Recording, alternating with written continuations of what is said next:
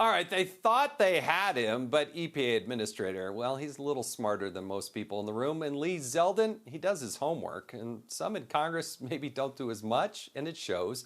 Zeldin fired back at purple-haired Congresswoman Rosa DeLauro with some basic questions. And just like that, things went off the rails because she was embarrassed. You don't know what Loper Bright is. Do you know what the major policies doctrine is? I'm upset because... You know what the major policies doctrine is? You know what, let me just You're a member of Congress. You should know. I tell you what the two biggest Supreme Court cases are of the last few years? This is what I want you Michigan to tell versus me. EPA. Whoa. West Virginia versus EPA. You know, you're here because you need money from us. So halt for the second and wait for the questions and answer the questions. Well, I answered your question, No, you and didn't. you didn't like my answer.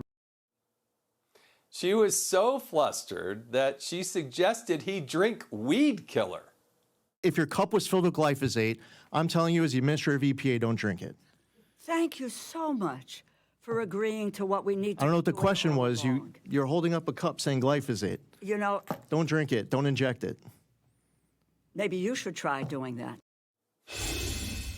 All right, this was a great moment. As somebody who served in Congress with Congressman Lee Zeldin, it doesn't get any better than that. Well done, Congressman / EPA Administrator.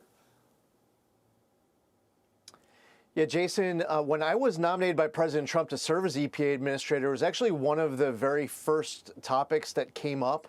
Was going into Loper Bright and what it means as EPA Administrator, the implementation of it, and Michigan versus EPA, West Virginia versus EPA with the major question doctrine. What will that mean once confirmed? And you could argue, actually, that these are the two most important principles as far as separation of powers for the relationship between Congress and the executive branch. And the fact that somebody who not only is a former chair of the House Appropriations Committee, but somebody who wants to be the next chair of the House Appropriations Committee, and she doesn't have any idea of this overturning the Chevron doctrine and what it means. Yeah, this is what's stunning. Think about that, what you just said. She was the chair of appropriations for the United States Congress. All right, but it happened again today at another hearing with a Democrat Congressman, Rob Menendez. Have a look at what happened. You were there, but let's watch this.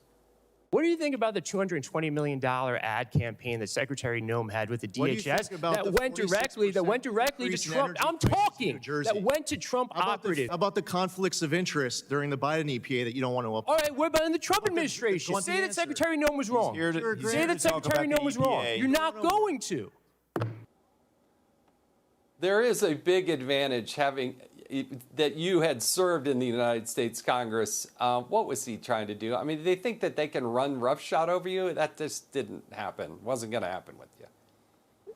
And you just witnessed a total meltdown. And one of the tactics that they want to use is that they want to ask a question, but they actually don't want the answer.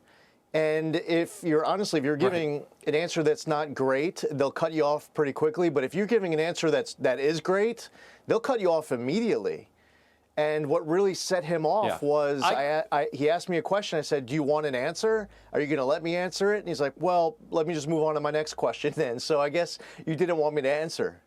All right. Be sure to like and subscribe for all the Fox News latest on YouTube and catch full shows streaming now on Fox One.